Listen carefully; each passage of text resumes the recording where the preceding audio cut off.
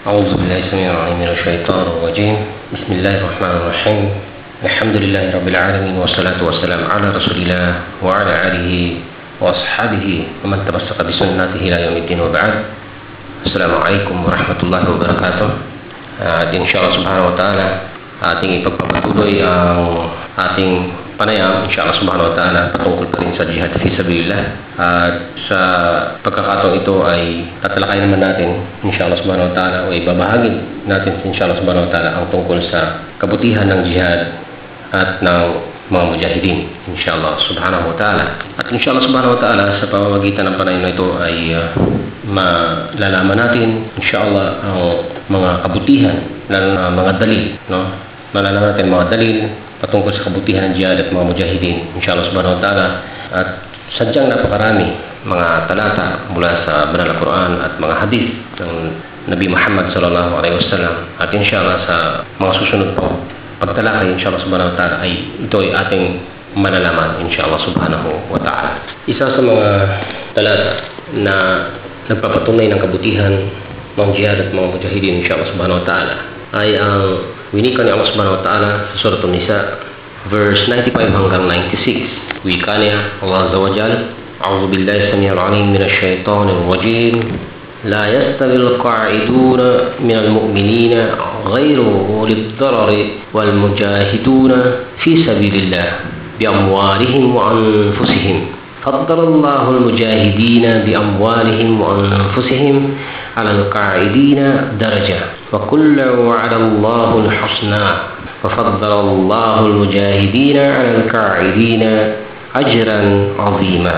Ito po ay sa Surah An-Nisa verse 95 hanggang 96. At sa pinakamalapit na pakahulugan ay winika ni Allah subhanahu wa ta'ala, hindi pantay yaong mga mananampalataya na nananatili sa kanilang mga tahanan maliban sa mga yaong may mga kapansanan at yaong mga mujahidin fi sabilillah sa pamamagitan ng kanilang mga kayamanan at buhay. Higit na itinaas ni Allah subhanahu wa ta'ala ang antas ng mga yaong mga mujahidin sa pamamagitan ng kanilang mga kayamanan at mga buhay kaysa sa mga yaong nanatili sa kanilang mga tahanan. At sa bawat isa, nangako si Allah subhanahu wa ta'ala ng kabutihan, ibig sabihin paraiso. Subalit, mas hinigitan ni Allah subhanahu wa ta'ala ang gantimpala ng mga nagjihad, o ibig sabihin ng mga mujahidin, ng mas malaki kaysa sa mga yaong nanatili sa kanilang mga tahanan. Antas ng mataas na baitang daraja mula sa kanya kay Allah azza wa jalla, at kapatawaran at awa. At si Allah subhanahu wa ta'ala kailanman ay mapagpatawad at pinaka-maawain. Masya Allah, tabarakallah. So inulit ko po, ito po mula sa Surah An-Nisa verse 95 hanggang 96. At sa isa pang talata ay winika ni Allah subhanahu wa ta'ala mula sa Surah An-Nisa verse 74, chapter 4 verse 74. أعوذ بالله السميع العليم من الشيطان الرجيم. فليقاتل في سبيل الله الذين يشرون الحياة الدنيا بالآخرة ومن يقاتل في سبيل الله فيقتل أو يغلب فسوف نؤتيه أجرا عظيما. Sa pinakamalapit na pakahulugan, winika po ni Allah subhanahu wa ta'ala, magkagayon yaong mga ibig sabihin mananampalataya na nagbenta ng buhay sa mundong ito para sa akhirah ay lumaban para sa daan ni Allah subhanahu wa ta'ala. At sino man ang makipagdigma o makipaglaban para sa daan ni Allah subhanahu wa ta'ala, ibig sabihin fi sabilillah, at napaslang o kaya'y nagwagi, amin siyang bibigyan ng napakalaking gantimpala. Masya Allah, tabarakallah. Sa karagdagang talata pa rin sa ating paksa sa panayam na ito, inshallah subhanahu wa ta'ala, patungkol pa rin sa kabutihan ng jihad at mga mujahidin, winika ni Allah subhanahu wa ta'ala sa chapter 9 verse 20 hanggang 22 ng Surah At-Tawbah. A'udhu billahi samiyal alim minash shaitanir rajim. الذين آمنوا وهاجروا وجاهدوا في سبيل الله بأموالهم وأنفسهم أعظم درجة عند الله وأولئك هم الفائزون. يبشرهم ربهم برحمة منه ورضوان وجنات لهم فيها نعيم muqim khalidina fiha abada innallaha 'indahu ajrun 'azim. Sa pinakamalapit na pakahulugan ay winika po ni Allah Subhanahu wa Ta'ala, yaong mga nanampalataya sa kaisahan ni Allah Subhanahu wa Ta'ala at naghijra at nagjihad fi sabilillah sa pamamagitan ng kanilang mga kayamanan at mga buhay ay malayong napakataas ng antas nila kay Allah Subhanahu wa Ta'ala. Sila yaong mga matagumpay. Ang kanilang Panginoon ay nagbigay sa kanila ng magandang balita, ng awa mula sa Kanya, at ang Kanyang pagkalugod sa kanila, at ng mga hardin, ibig sabihin ay paraiso para sa kanila, na kung saan ay walang hanggang kaluguran. Sila'y mananatili doon magpakailanman, at katotohanan na kay Allah Subhanahu wa Ta'ala ang napakalaking gantimpala. At sa Surah At-Tawbah pa rin, sa verse 111 naman ay winika ni Allah Subhanahu wa Ta'ala, A'udhu billahi samil alim minash shaitanir rajim.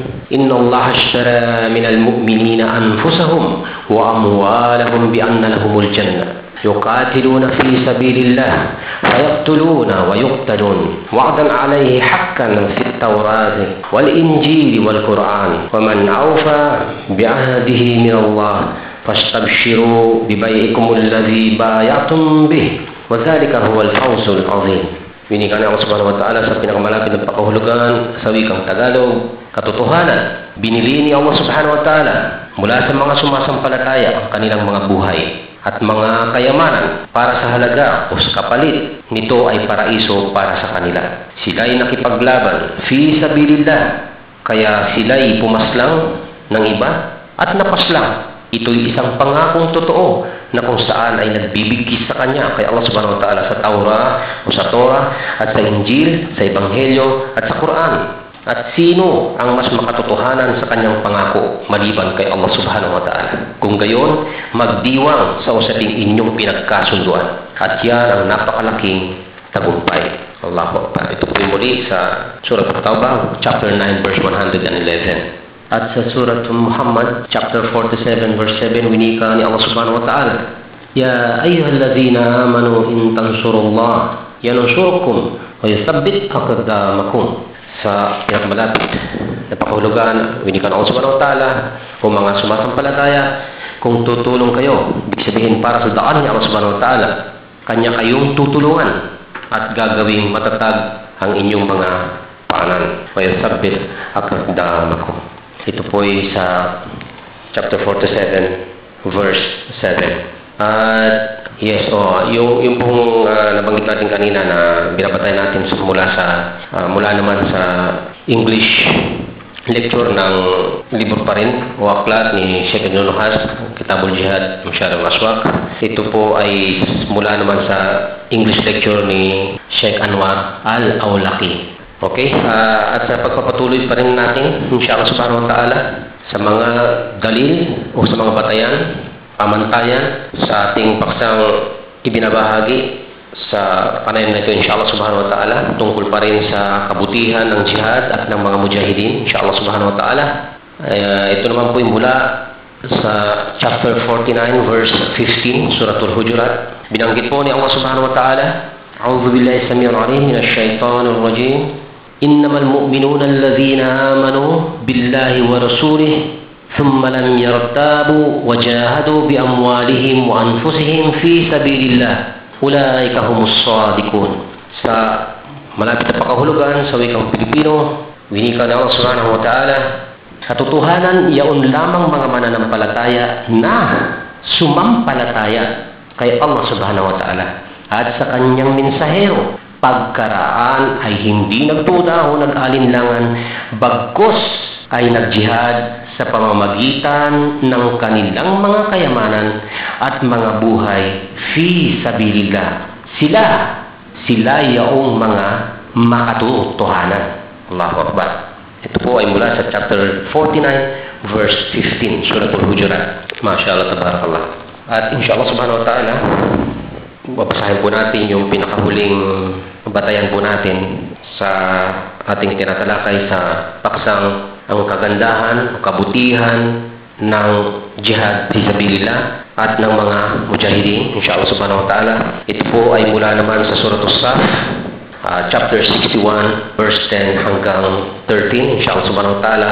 Bago tayo dumako naman sa isa pang usapin, inshallah subhanahu wa ta'ala, siyempre patungkol pa sa jihad fisabilillah. Winika na Allah subhanahu wa ta'ala, chapter 61, verse 10 hanggang 13, Surah As-Saff. A'udzu billahi samil alim minash shaitanir rajim. Ya ayyuhalladzina amanu hal adullukum ala tijaratin tunjikum min 'adzabin alim. تؤمنون بالله ورسوله وتجاهدون في سبيل الله بأموالكم وأنفسكم ذلكم خير لكم إن كنتم تعلمون يغفر لكم ذنوبكم ويدخلكم جنات تجري من تحتها الأنهار ومساكين طيبة في جنات عدن ذلك الفوز العظيم وأخرى تحبونها نصر من الله وفتح قريب وبشر المؤمنين. Sa malapit na pakahulugan sa wikang Tagalog ay winika ng Allah subhanahu wa ta'ala, o kayong mga sumasampalataya, nais ba ninyong igabay ko kayo sa isang negosyo na magliligtas sa inyo sa napakasakit na parusa? Kayo'y manampalataya kay Allah subhanahu wa ta'ala at sa kanyang mensahero Muhammad sallallahu alaihi wasallam, at kayo'y mag-jihad fi sabilillah sa pamamagitan ng inyong mga kayamanan at ng inyong mga buhay. Yan ay mas mainam para sa inyo kung inyo lamang nalalaman. At kung gagawin ninyo ito, ibig sabihin, ang jihad fisabilillah, kanya kayong patatawarin sa inyong mga kasalanan. Masyaallah. At papapasukin sa mga hardin na sa baba ng mga yaon ay umaagos na batis at nakasisiyang mga tahanan sa Adan, ibig sabihin sa Eden, o ito po sa Jannah o sa Paraiso. Katotohanan, yan ang pinakamalaking tagumpay. At ganoon din, kanya kayong bibigyan ng Allah subhanahu wa ta'ala ng iba pang biyaya na inyong minamahal. Ito ay ang tulong mula kay Allah subhanahu wa ta'ala laban sa inyong mga kalaban at ang nalalapit na tagumpay. At ibigay ang magandang balita o Muhammad sallallahu alaihi wasallam sa mga sumasampalataya. At sa muli po ay inuulit natin na ang layunin, ang tanging layunin ng jihad fi sabilillah na ipinabuutos sa atin ng ating pananampalatayang Islam ay upang itaas ang salita ni Allah subhanahu wa ta'ala, itaas ang kanyang pagbabataas, itaas ang kanyang syariah. At inshallah subhanahu wa ta'ala sa mga talatang ating naibahagi sa panayam na ito, inshallah subhanahu wa ta'ala, inshallah ito'y sapat na para sa tunay ng mga mananampalataya upang tugunan ang panawagang ito ng jihad fisabilillah, inshallah subhanahu wa ta'ala. At kung tutuusin, sino ho ba tayo bilang mga alipin ni Allah subhanahu wa ta'ala na may karapatan na tumanggi? Kung tutuusin, at sino po tayo na tumanggi kung sabihin ni Allah subhanahu wa ta'ala na humayo kayo, mag-jihad kayo fisabilillah? Bagamat hindi tayo pinipilit, subalit pinapakita at ipinaparating sa atin kung gaano ito kahalaga, kung anong klaseng obligasyon ito na dapat natuparin ng bawat isang tunay na mananampalataya kay Allah subhanahu wa ta'ala. Wallahu ta'ala a'lam. At inshallah po ipagpapatuloy natin ang panayam na ito sa susunod naman po nating usapin o paksa, inshallah subhanahu wa ta'ala. Ang jihad, ang pinakamabuting gawa pagkatapos ng sala at pagiging maaruga sa mga magulang, inshallah subhanahu wa ta'ala. Ganun din ang jihad, ang pinakadakilang gawa pagkatapos ng pananampalataya kay Allah subhanahu wa ta'ala. At ang jihad ay mas dakila kaysa sa pagsasagawa ng pagsamba sa Baitullah o sa Masjid al-Haram, at sa paglilingkod dito at sa mga naglalakbay dito, yung mga nag-uumra o kaya nag-hajj, inshallah subhanahu wa ta'ala, at iba pang mga dalil o mga pamantayan na batayan, inshallah subhanahu wa ta'ala, tungkol pa rin sa ikangay usapin ng jihad fisabilillah, inshallah subhanahu wa ta'ala. Jazakumullahu khairan.